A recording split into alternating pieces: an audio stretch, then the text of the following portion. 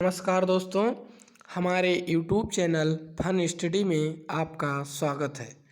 पिछली वीडियोज़ में हम पढ़ चुके थे अलंकार का अर्थ, अलंकार के प्रकार, उसमें से शब्दालंकार और शब्दालंकार के अनुप्रास अलंकार के प्रकार। अब हमको शब्दालंकार के दो भाग पढ़ने हैं, जिसमें एक है यमक अलंकार और दूसरा श्लेष अलंकार।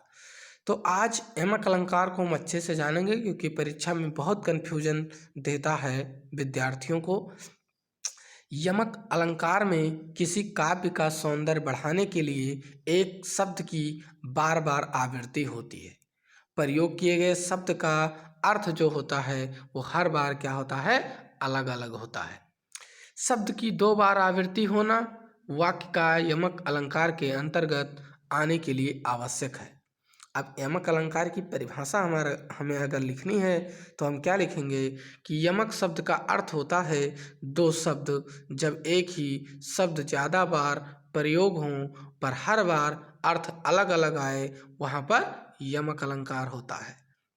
अर्थात जिस प्रकार अनुप्रास अलंकार में किसी एक वर्ण की आवृत्ति होती है, उसी प्रकार यमक अलंकार में किसी काव्य का सौंदर्य बढ़ाने के लिए एक शब्द बार बार आवृत्ति होती है, परंतु उसका जो अर्थ होता है वो अलग अलग होता है। उदाहरण के लिए देखिएगा, नंबर 1 कह रहा है, माला फेरत जग भया, फिर ना मन का फेर, कर का मन का डार दे, मन का मन का फेर। अब इसका स्पष्टीकरण देखो क्या कह रहा है कि प्रस्तुत पद्यांश में मन का शब्द देखो, मन का और मन का, मन का, मन का कितनी बार आया है। तो इसमें दो को हम ले लेंगे, जिसमें पद का में मन का शब्द दो बार प्रयोग हुआ है, एक ये मन का और एक ये मन का, इसको हटा देंगे, इनको मानेंगे हम इस वाले मन का को और इस वाले मन का को। अब इसमें क्या कह रहा है, दो बार प्रयोग हुआ है। पहली बार मन का आशय है माला के मोती से और दूसरी बार मन का से आशय है मन की भावनाओं से। अगला कह रहा है, कनक कनक ते 100 गुनी, मादकता अधिकाय, या खाए बौराय नर या पाए बौराय।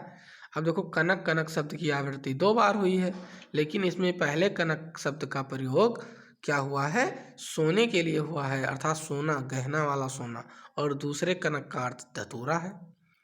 तो ऐसे आप स्पष्टीकरण में लिख सकते हैं। देखो अगला कह रहा है, काली घटा का घमंड घटा।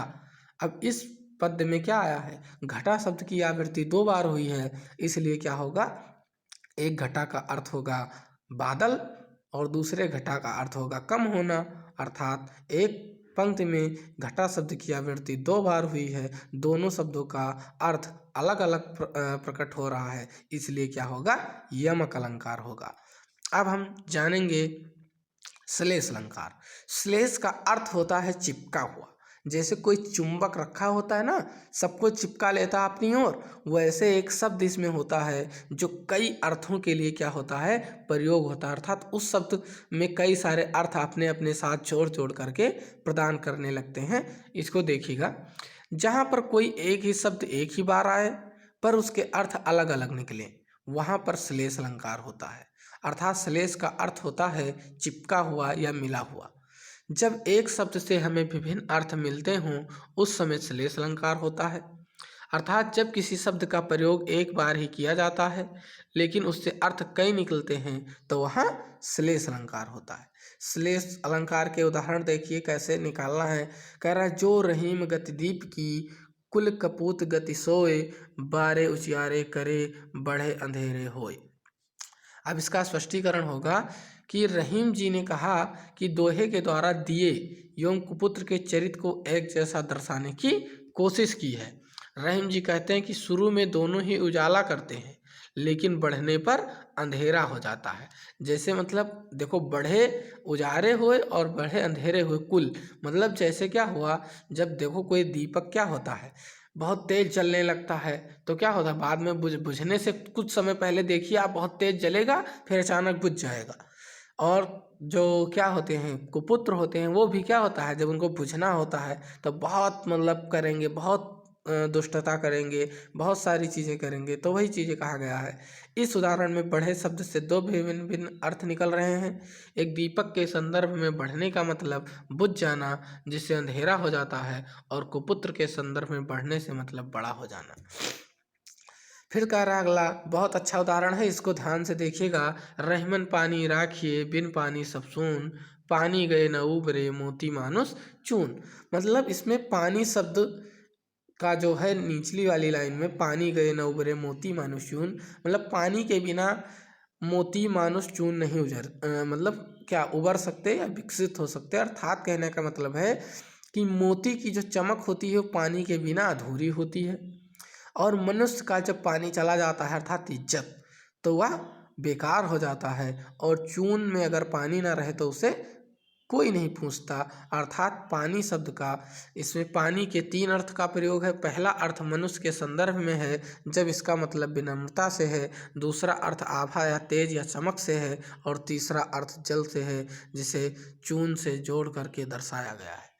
तो आप लोगों को अलंकार में शब्दालंकार समझ में आ गया होगा। आशा करता हूँ कि आप लोग अच्छे से समझ गए होंगे। और स्वास्थ्य सही ना होने के कारण अभी साइंस के सर नहीं डाल पाए हैं वीडियो। विकास सर हमारे कुछ ज़्यादा उनकी अस्वस्थ हैं, इसलिए मैं भी अस्वस्थ था, लेकिन किसी न किसी तरह आप लोगों के लिए मैंने वीडियो डाली है। आवाज़ सही नहीं आ रही थी, फिर भी आप लोगों के हित में मैंने कुछ न कुछ सोचा। तो आप लोग इस त्याग को देख कर करके हम लोगों के इस चैनल को बढ़ाने में मदद करें, लाइक करें, सब्सक्राइब करें, और अपने ढेर सारे मित्रों को सब शेयर करें। धन्यवाद।